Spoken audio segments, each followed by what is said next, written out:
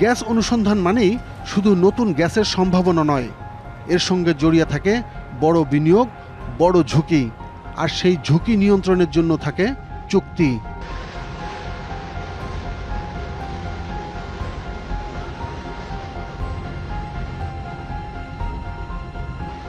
কিন্তু সেই চুক্তিগুলো কি সবসময় দেশের স্বার্থ রক্ষা করতে পেরেছে? এ যাবৎ বিদেশি কোম্পানির সঙ্গে কোনো চুক্তি স্বচ্ছতার সঙ্গে সম্পন্ন করতে পেরেছে রাষ্ট্র বা পেট্রোবাংলা, তার কোনো প্রমাণ আমরা পাচ্ছি না। এবং তাদেরকে নানা ধরনের যে সুযোগ সুবিধা দেওয়া হয়েছে, তাদের সঙ্গে নেগোসিয়েশনের ক্ষেত্রে যেসব মানে আপনার সমঝোতা হয়েছে, সেখানে সবসময়ই দেখা যাচ্ছে যে পেট্রোবাংলা বা যা মন্ত্রণালয় তারা আইওসির স্বার্থ সংরক্ষণ করেছে। নাইকো চুক্তি নিয়ে অতীতে তদন্ত, আদালতের কার্যক্রম এবং জনপরিসরে দীর্ঘ বিতর্ক হয়েছে।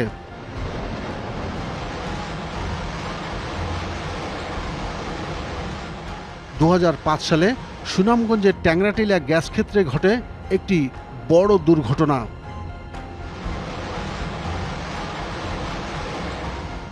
পুড়ে নষ্ট হয়েছে আনুমানিক ৮ বিলিয়ন ঘনফুট গ্যাস। দীর্ঘ আইনি লড়াই শেষে আন্তর্জাতিক সালিসি আদালত প্রায় ৫১৬ কোটি টাকা বাংলাদেশকে ক্ষতিপূরণ দেওয়ার নির্দেশ দেয়।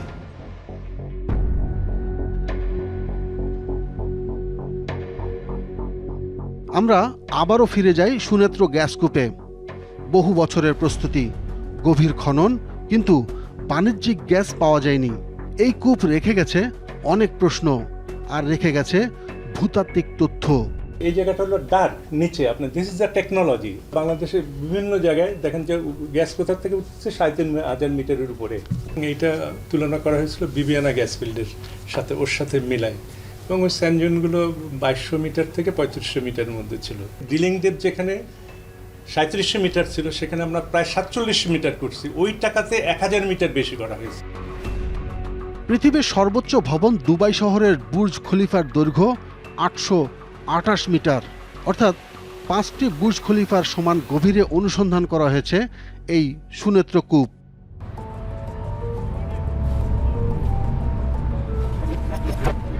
কিন্তু একই প্রতিষ্ঠান, একই দেশের প্রকৌশলী অন্য এক জেলায় শিখেছে ভিন্ন গল্প।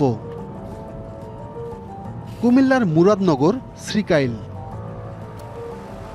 এখানেও খনন করেছে বাপেক্স, কিন্তু ফলাফল ছিল ভিন্ন। এখানে মিলেছে প্রাকৃতিক গ্যাস, পরে সেই গ্যাস জাতীয় গ্রিডে যুক্ত হয়েছে। অর্থাৎ একই প্রতিষ্ঠান, একই দেশের প্রকৌশলী, কিন্তু দুই কূপে দুই ফলাফল। এটি অনুসন্ধানের বাস্তবতা। কিন্তু গ্যাস পেলেই কি গল্প শেষ?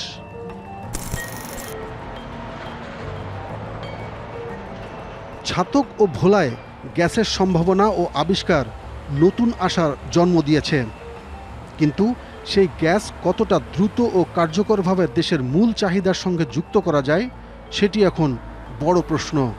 ছাতক ইস্টে 1 TCF গ্যাস আছে, সেই গ্যাস উত্তোলন করে গ্রিডে দিলে তো আর 5 বছর গ্যাস লাগে না।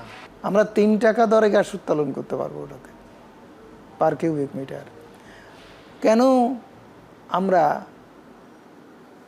এই সব অঞ্চলের বিদ্যুৎ কেন্দ্রের যেগুলো ইনএফিশিয়েন্ট প্ল্যান্ট, সেগুলো বন্ধ করে এই গ্যাস ইন্ডাস্ট্রিতে দেই, আর ভোলায় গ্যাস উত্তোলন করে কেন আমরা গ্রিডে দিয়ে সেই বিদ্যুৎ ব্যবহার করে বিদ্যুৎ সংকট মেটাচ্ছি না কেন?